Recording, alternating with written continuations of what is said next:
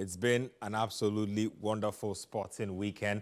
You know, the regular season is not underway, and so we are making do with basic national team competitions, transfer news, and whatnot. So this week, we have big news from the Under-23 AFCON that was ongoing in Morocco. Now, Morocco have done the business. We'll be telling you a lot more about that. On the transfer front, David De Gea has finally left Manchester United. Was he going to sign a new contract? Was he not going to sign? Were United going to give him more money? It looks like United have decided that it's time to move on from the Spaniard. We'll be getting to that as well. So a lot to chew on. There's some tennis also happening. And then on the transfer front, there's a lot to dig into as far as what your favorite team is up to. Let's take a quick break here. When we come back, I'll introduce my gentleman, and then we'll get today's conversation going. Welcome back to Scorecard here on Citi TV. Edwin Kwakofi and Yao Jamie are both of Citi Sports here. Gentlemen, what's been going on this weekend? We miss football. Cool weekend. You mean Whether it's the mainstream football? Whether it's the Premier League football, Ghana Premier League, Yeah. Club football, basically. Yeah, club football. We really I miss know, it. I know. I don't know, but some way, somehow, international football can't seem to replace like what you get with club football. It's not like international football is not special in its own right, but Unless it's a don't know. tournament. Yeah. If it's qualifiers, Yeah. it doesn't hit the same. It doesn't The really fact hit the is, you same. get to banter with people around you if it's club football. Exactly. So that's what makes the football. Yep. International football, you don't get that same flavor. No, 'cause, it's not the same. Yeah, it's not the same. Let's get right into it, and let's talk about today's lineup of action, and let's get to the Under-23 AFCON. Morocco were up against North African rivals Egypt. They managed to beat them to win the tournament that they have hosted. So it's a host and win thing. There was also Mali taking on Guinea. Mali managing to pick up a 1-0 win, meaning that they have also made it to the Olympics. So let's take back-to-back highlights of those two games. We'll come back in studio and discuss. So for Morocco, it's the dream end to a tournament that they've invested a lot of money in. To boot, they are going to the Paris Olympics. For Mali, they end a 20-year wait. Let me start off with you. Yep. North African final, or all North African final, big game for Morocco. It could have really gone south, especially based on just how classy and the kind of confidence that goal the Egyptians scored will give you. Yeah, especially knowing that they scored this goal, and had it not been for a red card that followed not too long after, I honestly believe Egypt would have been able to grind out a win, knowing very well that prior to this final game, they hadn't conceded in the tournament in regulation time, and so for them to be able to play out this game, this game that had a lot of emotions involved. It was a very hot-tempered game. A lot of yellow cards emerged in this one. A lot of feisty encounters between individuals took place. And for them to be able to take Morocco, the host nation, with all that pressure, being a man down into extra time, you have to give it to Egypt. And I have absolutely no doubt that had they been at par in terms of numbers with Morocco in regulation time, they would have been able to see off this tie, knowing very well that they got the lead, and I'm pretty sure they would have been able to protect it and move on to win the tournament. Was that a soft penalty? I mean, no, the red card. Was that a soft red card? Well, I don't think so. I think it was well deserved. He went over the ball with his studs, connected with the player.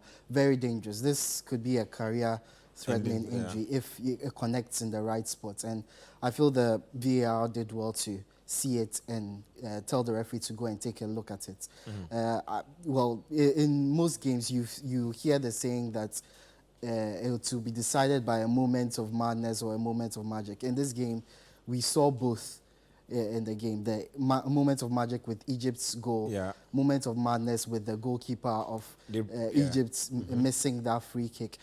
I know a lot of people would like to blame him, but I'd like to say there were a lot of players in front of him. Probably saw it late. Yeah, he saw it late. He couldn't get a good arm on the ball, and eventually they conceded. But you can't deny that Morocco throughout this tournament were the most offensively gifted side in the tournament. They played really good offensive football. Defensively, there were a few lapses in some of the games, but offensively, undoubtedly, they were great. But as Yao said, Egypt looked like they would get this game had it not been for the red card, had it not been for the mistake from the goalkeeper. They might have sent it to penalties, and who knows, anything can happen in penalties. But I think throughout the tournament, Morocco showed that they had the better squad, more quality, were able to balance attack and defense really well. And they stepped up when it mattered, and I feel that they deserved it. They had a really good run throughout the tournament. And I know a lot of people would like to say the Black Meteors lost to the eventual winners. These are the kinds of things we like to say to make ourselves feel better. But you look at the previous round, the semi-final, the game that Morocco played against Mali, and you see that if you set up your team well, you can face up to them. Egypt and Mali showed the way. Unfortunately, we didn't, and we missed out. But congratulations to Morocco. Congrats to Morocco, indeed, for winning the competition. Now, quick thoughts on Mali. Mali make it to the Olympic Games for the first time in 20 years. They are one of those teams that have been in the corridors of success. Looks like things are finally beginning to come together. Yeah, I'm so happy for them because consistently they provided or produced quality footballers. They are more or less like Ghana, Ivory Coast, Nigeria in terms of the talent pool and the quality of talent, the technical ability of their players. Naturally, they have it, but unfortunately, I honestly look at them and I see it even happening from the top, from the senior men's team, that sometimes the organization is a bit off, and on top of that, they tend to be overly indulged in the beautiful side of the game.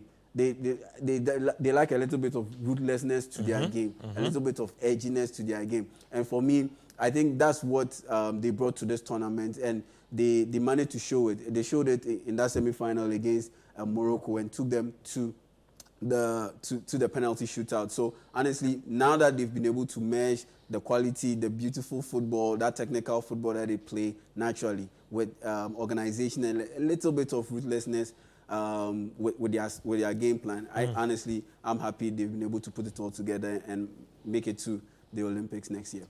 So yes, that's what's happened. Mali have made it. Let me just take final thoughts. Your biggest takeaway from this competition, or your, I don't know, yes, I'd say takeaway. What has stood out the most for you? Which player, which incident, which goal, whatever it is? Oh, top goal definitely has to be that goal we just saw. The final, because if you score such a goal in the final, it's like 35 yards out. Yeah, definitely. I have to give you that the goal of the tournament. And what I picked out is game plan.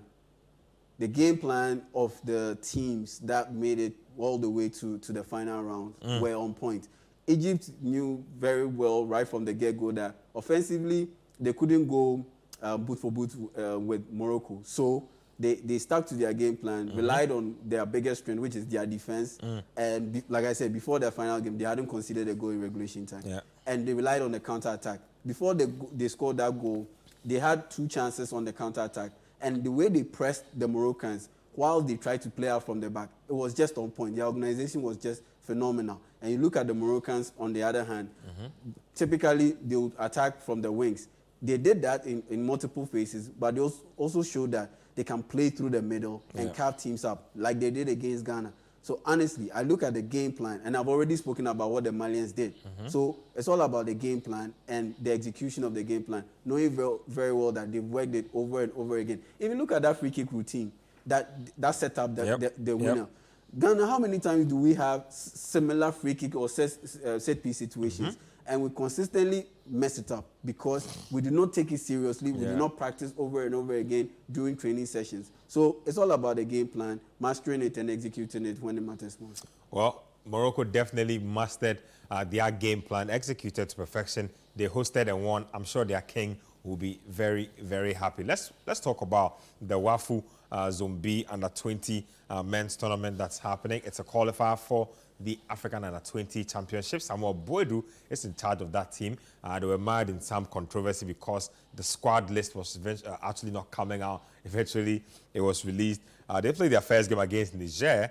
Ghana took the lead, brilliant free kick scored by Yakubu, and then the Nigerians managed to pull level. In the end, that's how that game ended, 1-1. So Black Satellites held to a 1-1 draw in the opening game. Edwin, quick thoughts on that? Look, yeah, a lot of people will get stuck on the results. It was not the ideal results, especially against a team that you'd expect us to beat on a normal day. Niger shouldn't be a team that gives us trouble, but I prefer to focus more on the performance. And I feel that there were a lot of positive things I saw there. The passing, attacking quickly, being direct, play from set pieces especially. Okay. It's one Stuff thing we that, haven't seen with our other yeah, national exactly. teams It's one lately. thing that has gone through our national teams, from the Satellites to the Meteors to the Black Stars. We've not been able to take advantage of set piece opportunities. And on a couple of occasions, maybe 3 or 4, the Black Satellites actually showed that they have some promise attacking set pieces. But there were also some things which I was disappointed with.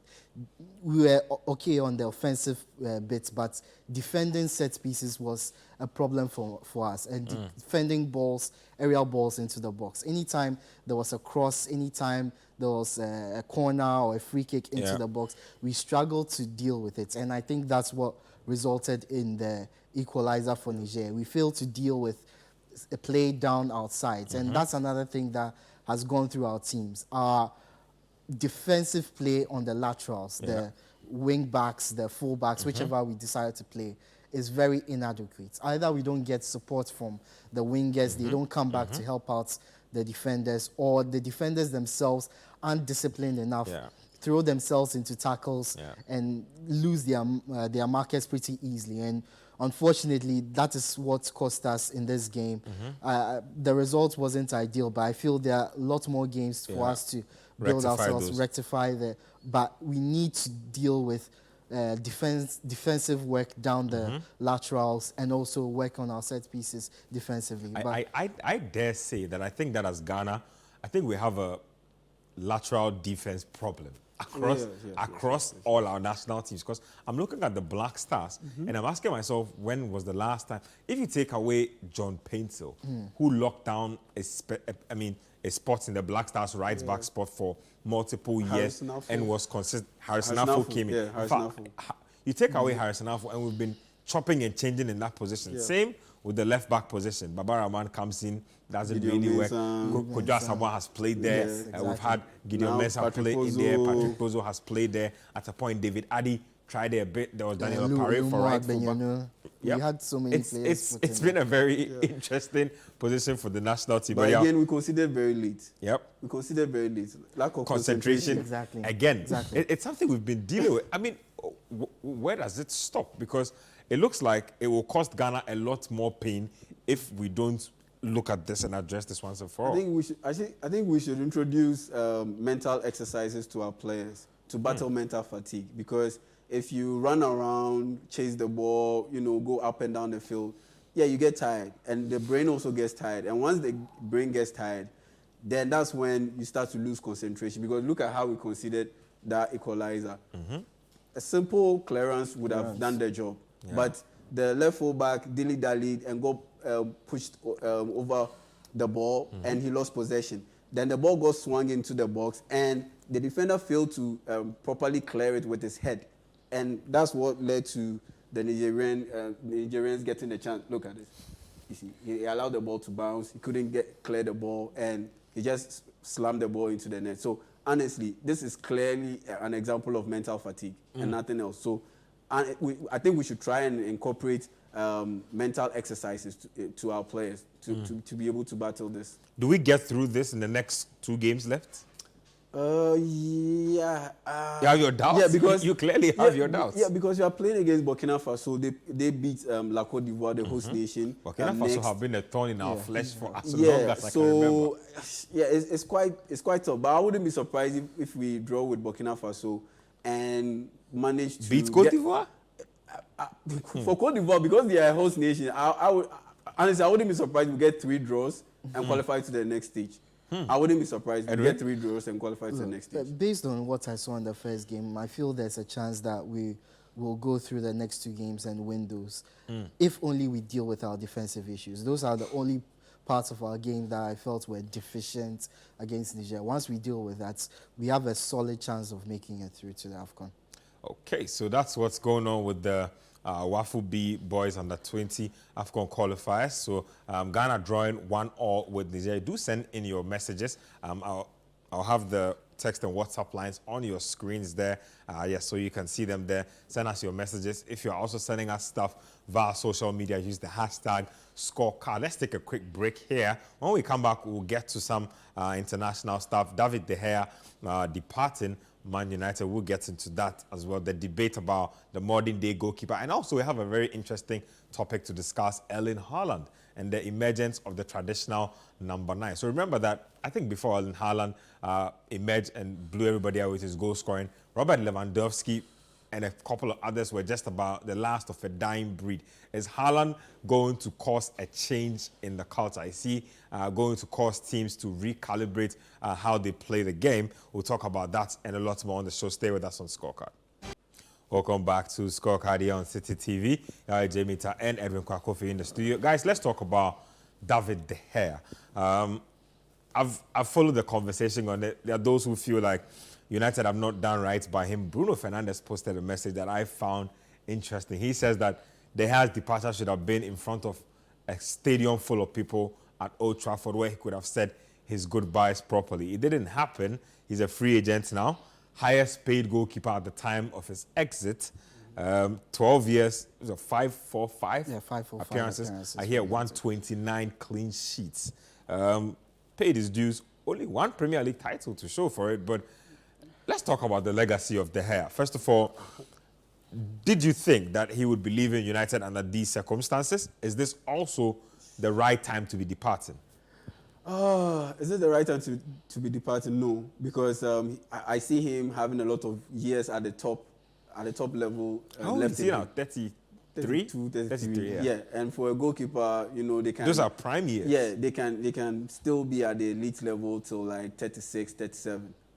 So the timing, yeah, I don't think it was on point, because Man United clearly in the first year under Ten Hag have turned the corner and they are moving towards something very positive. Exactly. So if you have David De Gea along for the ride, definitely by the time that process is done, or that retooling is done, definitely, and the titles come in. Yeah, I definitely saw David De Gea being the goalkeeper, starting goalkeeper for Man United. Yeah. But did Man U do him dirty? Dirty? I think so. I think so. He seems to be turning too much. I think so, because at the end of the day, this guy paid his dues to Man United. He served Man United very well. And it's because of... best player, like, what, 4 times? Yeah, exactly. Player of the season on like 3 occasions. And he just won the Golden Glove. And that's the complicated bit about where football is right now, that just doing one thing isn't enough. A lot of things are expected of you, especially when you are considered one of the best at your position. And it's also about the fit, that you can be you can be best in your area, in your position. But if it doesn't fit in a certain system, yet you can be found wanting. And that's why David De Gea is out of the door. I find it crazy that football systems have gotten so complicated that goalkeepers have to adjust or be gone. Honestly, I think it's overblown, because with David De Gea, if you're a goalkeeper and you make as many saves as he does, I'll take it. Because at the end of the day, if he gives off a wrong pass and he can't pass out from the back, he kicks it long and he gives it straight away to the opposing team, and they start their build-up. If you have a top-level midfield and a top-level defense, they should be able to take care of it and let him do what he's supposed to do, which is to protect the goal and keep the goal. Pretty much avoid conceding. So it's quite complicated. And I was thinking he would stay at Man United if he reduced the salary or he maintained the salary and didn't ask for an improvement. And clearly, from the reports, he didn't ask for an improvement. And still, they let him go. So for me, yeah, I think they didn't do well by him. I think they did him a little bit dirty, and he deserved a better send-off. Edwin, do you think this was more for United a monetary decision, or this was a fit tactical decision?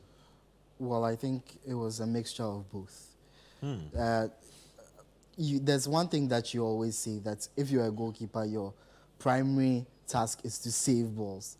And De Gea is one of the best shot stoppers in the world. I get it. United football has evolved to a point where goalkeepers are expected to do different things, pass out from the back, be able to see, start play from where they are.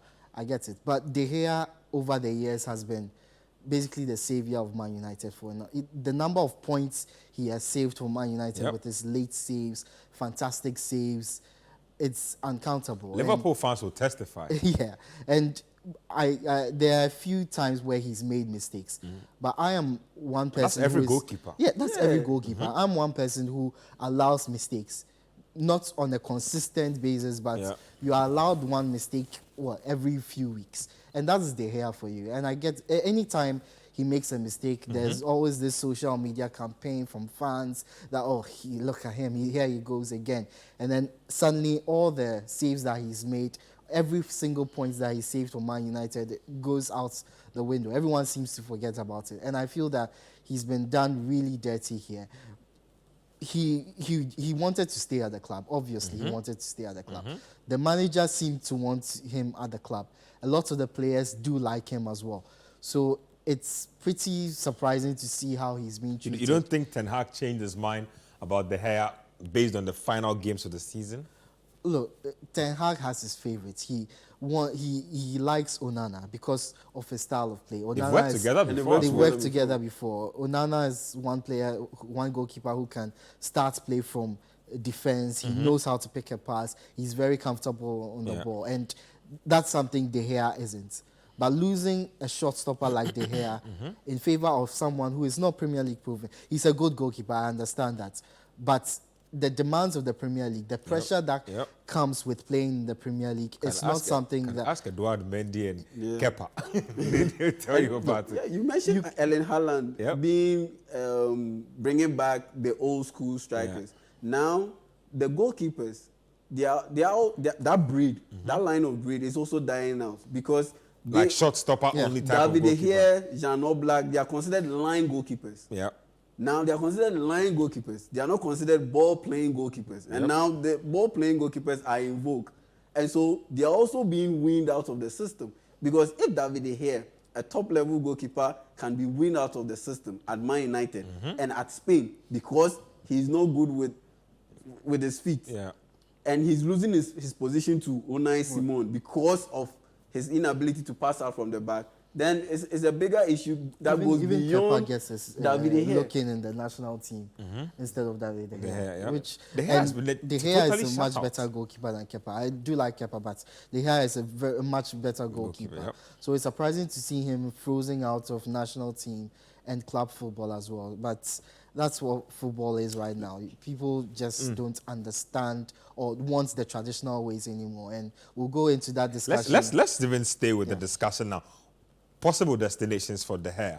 Free agent, big money. He was earning a lot of money. I'm not sure how many teams can match that type of salary, but guys, any thoughts on possible destinations?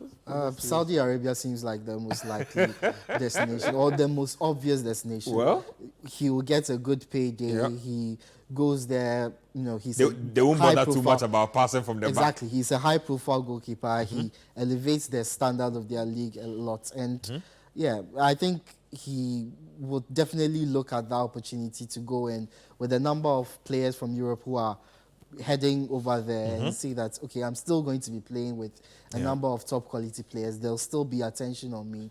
So why don't I make the most of the last days of my career? And this is where I feel Man United did him dirty.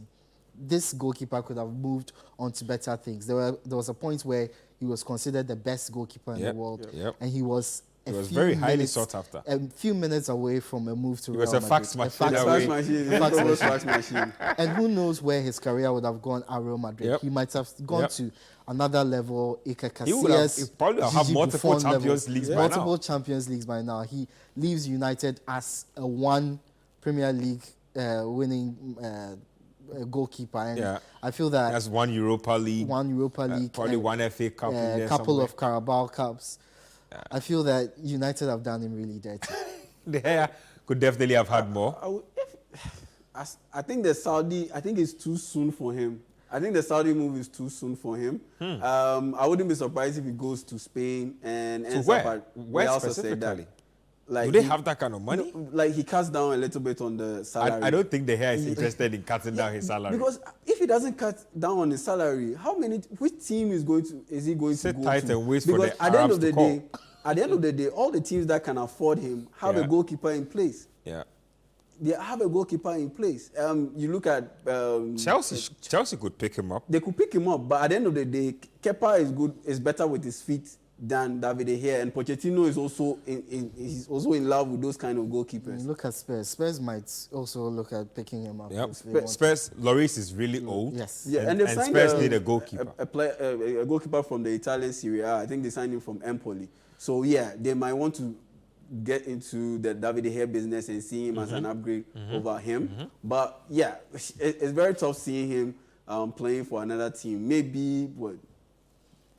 Juventus? No, they don't have that kind of money. Nah. They don't have that kind Juventus of money. are being watched. Their finances are being policed. And So I don't Juventus think actually, Szczesny is actually a good goalkeeper. He's established himself as Gigi Buffon's replacement. I don't think anyone is going to take him out right now. Or maybe Dortmund.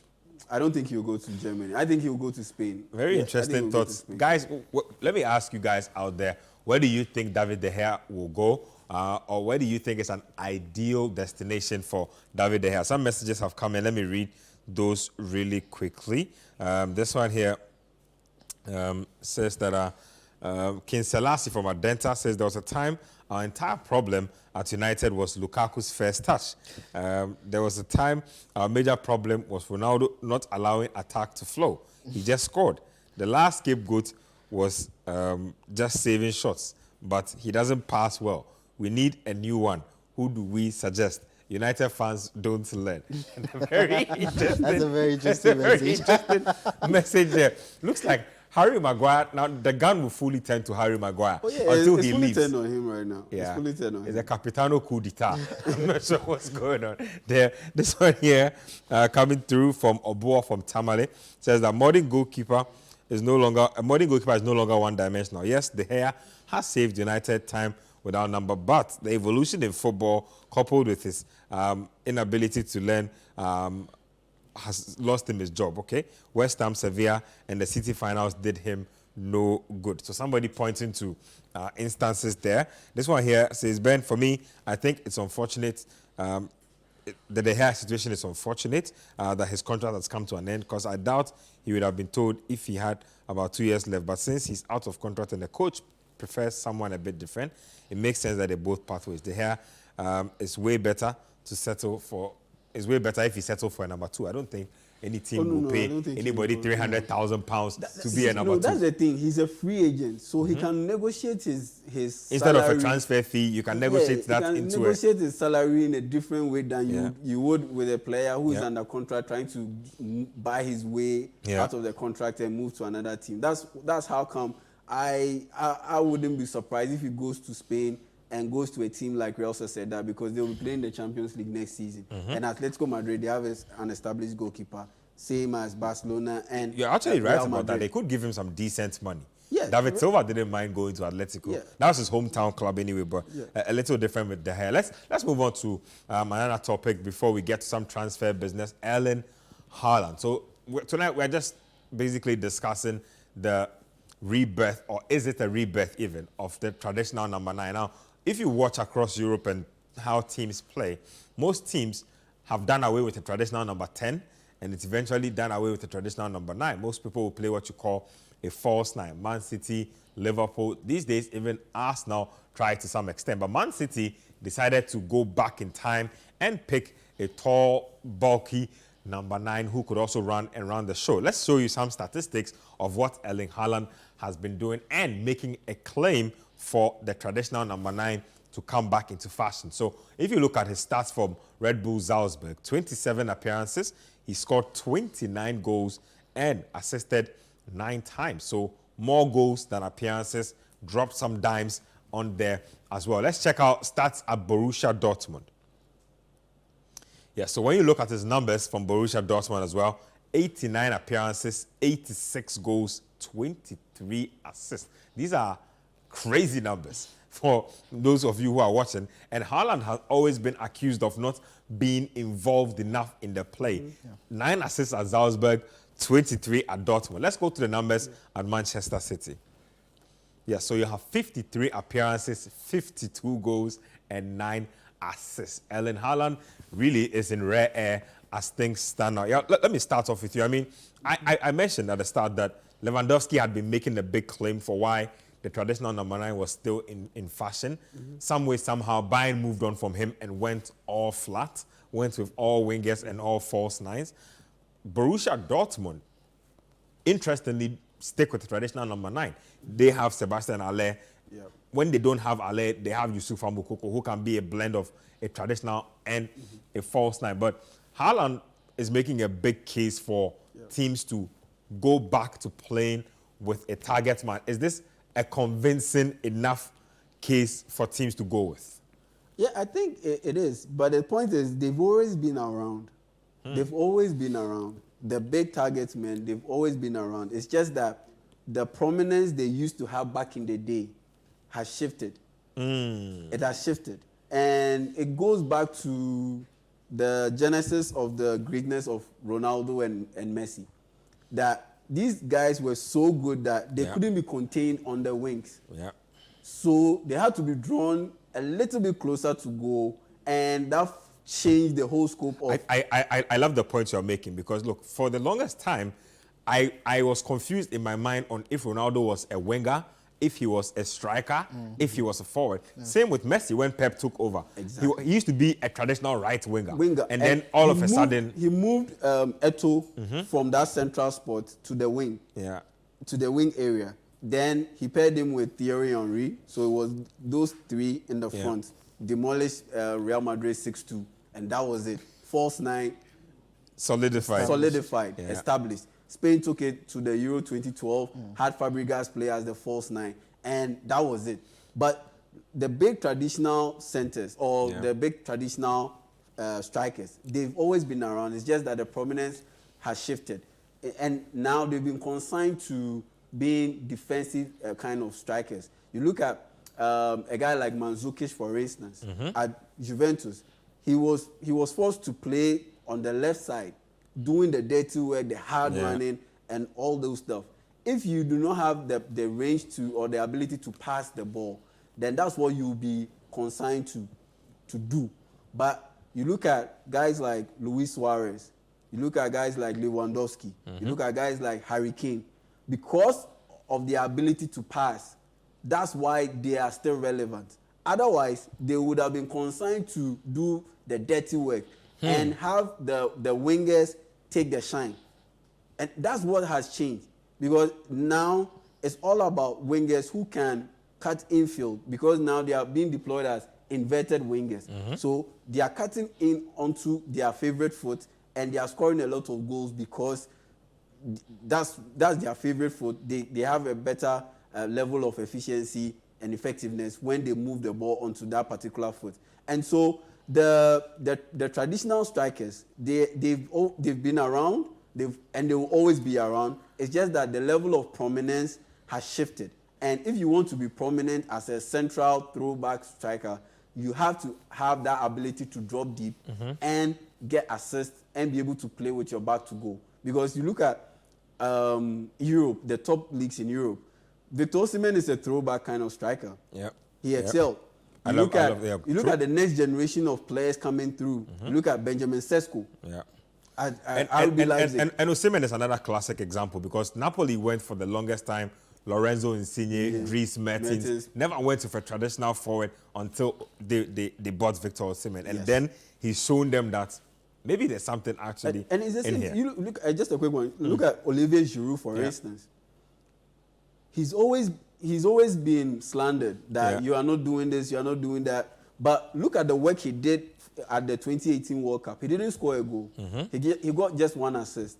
But he allowed Mbappe and Griezmann to start in that World Cup. And that takes me back to the level of prominence. But it was only until recently that he started scoring goals and broke that French national team record that he started getting the plaudits going his way.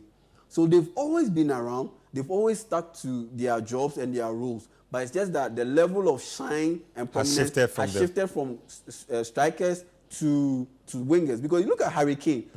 Look at the number of goals that Harry Kane has scored consistently over the years. But the hype around Harry Kane is not as high as the hype around Bukayo Saka. It's not as high as it's not like what he deserves. It's not as high as Phil Foden. So that's it. Honestly, that's how I look at it. They've always been around, but it's just the level of prominence that has shifted. Edwin, let me get your thoughts on this matter. Well, it's a bit ironic considering the advent or maybe the popularization of the false nine element started under Guardiola, and then he himself has brought in a traditional number 9 to lead them to success. I find it a bit ironic. Because he's seen the flaws. You look at the normal traditional number 9. In previous years, you wouldn't have expected number 9s to contribute to assists. No one cared about assists. It was either goals. You have to score goals. So you find them getting the 30s, the 20s, the 15s, and that is where they get their plaudits. Once they start getting assists, it's just a bonus, but no one really cared. But since in recent years, there's been a lot less focus or a lot less emphasis on the physical aspect of the game. The game has dropped in terms of physicality. So putting up the number 9 that you would expect to be a tall, buff player who would be able to hold on to the ball, who will be able to link up play, who stay in the box and then shoot at goal. It wasn't going to work for a lot of teams. And we saw that, as I mentioned, with Pep Guardiola. He saw the decent players around him who could play better in such a position and move around the pitch. It's allowed wingers to be more prominent in the game. And that, of course, has led to the rise in the influence of wingers around the world. Players are able to move into the middle of the pitch while the false number 9 creates some kind of decoy for the centre-backs. And then they have space to influence the play. I think in recent years, a lot of teams have seen that even though that is an ideal strategy, the importance of the traditional number 9 is still intact. And you can see that a number of teams, let me look at Chelsea. Chelsea tried really desperately to sign a number 9 over the years. They've tried with Radamel Falcao. They've tried with what's his name, Fernando Torres.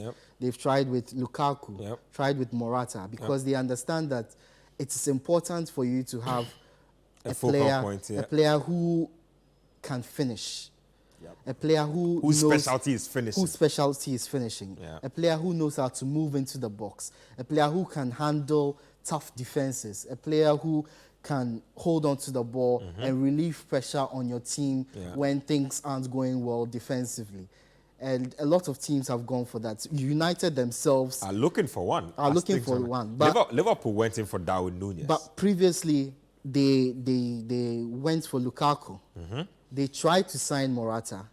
They did Zlatan Ibrahimovic. Even did Radamel Falcao and Edson Cavani. You look at... And they are hard on Harry Kane. Yes, you look at Juventus on the other side.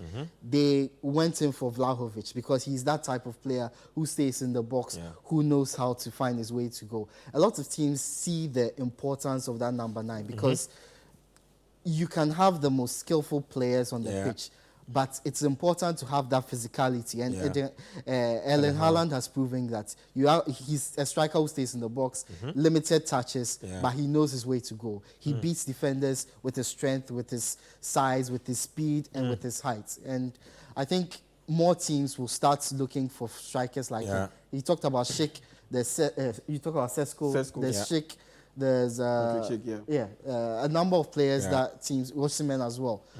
Teams will start looking at them really intensely from now. I think Arsenal need to get a traditional number 9. United, like we mentioned, look like they're looking for their traditional number 9. So we'll see how that plays out. Let's take our final break on the show. There's still more transfer business to be discussed here. Lucas Hernandez heading to Paris Saint-Germain. Interesting deal there for PSG. They are doing a rebuild of some sort, so we'll get into that when we come back from the break. Welcome back to Scorecard here on Citi TV. Let's get to more transfer news, this time to the camp of Bayern Munich Football Club. They have purchased Napoli centre-back Kim Min-jae for 50 million euros.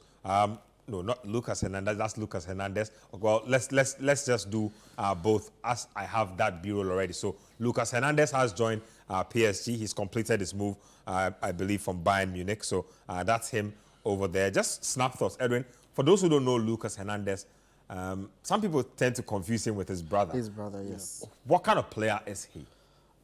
Well, he is a composed defender. And I feel that that is what PSG wants right now. They want someone who spreads calm down their back line. Because recent seasons, PSG have been dreadful defensively. They've had good goalkeepers, but their defensive line has been really bad. And Lucas Hernandez brings in that composure that he brought to Bayern Munich. He's a good passer of the ball. He is strong as well. Yeah. And he often pops in with a goal or two. And PSG do need as many goals, as much help as they want, as they need right now, from defense all the way to attack. So I feel it's a good, really good signing for PSG. As long as he can replicate the form that he's produced with France and the Bayern team at PSG, he'll be a success there. So, I mean, he's a Frenchman, gets to stay in his country. Yeah, snap thoughts on this one. I think it's a good move because primarily when you sign a player, you look at what does he bring to the pitch, first things first. And what he brings to the pitch, Edwin has already touched on it. Then, secondly, you look at what he brings off the pitch. And you look at PSG right at this point in time, the kind of relationship that they have with their fans, it is not the best at all. So the more French talent you bring in. Wouldn't it be cool if we try to mend the relationship by bringing in one of the members of France's World Cup winning team? Wouldn't it be cool? Yes, it will be cool. And PSG, at this point in time, they see themselves as the Bayern Munich of Germany, of the French league. In the French league. And so at this point in time, if you have this chance to be able to create a national identity and attach it to your team, that will help heal the wounds that have happened over the past few months because of the tensions between the club and the fan base. So I think this is a very good move for PSG. And at the end of the day, he's versatile too. He can play as a centre back, and he can also play as a full back too. So that's a very good move. And he's not a rebel. Well, like him, I was just about to say that while they are making efforts to mend the relationship with the fans with players like Lucas Hernandez, they need to pray that Kylian Mbappe does not do anything unpredictable, because these days he's become very, very unpredictable. In fact, as things stand now, I think PSG are still really on edge as to what he might do, because he doesn't want to. He doesn't want to go. Yeah, they're trying to sell him. He doesn't want to leave. And a lot of the PSG players have complained to the owner about him because they are unhappy with the things that he said about the whole team, about how there's gossiping in the team, there's not a healthy atmosphere. Divisive. Even the new players don't want to come into a team where one of their players, the key player in the team, is talking so badly about it. They don't want that. Mbappe is literally sporting director at PSG. Let's check out the final transfer, Kim Min-jae. Like I said, he has completed his move almost to Bayern Munich. Again, this was a move that United were eyeing. They were trying to bring him in to bolster their back line. Moved slowly, perhaps didn't bid at all. Bayern have shown intent. So Hernandez gone, Kim Min-jae in. Yeah, I think it's a very good move that they've made. And Edwin touched on composure. And unfortunately, Lucas Hernandez had a lot of injuries at Bayern Munich, so he didn't have a lot of game time. But you look at what Kim Min-jae brings to the Bayern Munich back line. He brings that passing ability. He's very composed on the ball, and he's a very tough defender. And he's reliable. You look at the starting centre-backs for Bayern Munich in De Ligt and Upamecano, they have a lot of mistakes in them. This guy, he's reliable. The mistakes are way, way, way down. So honestly, I see that's why I believe Bayern Munich made a move for him, aside just replacing Lucas Hernandez. Brilliant. So it looks like that's the transfer business that's been done.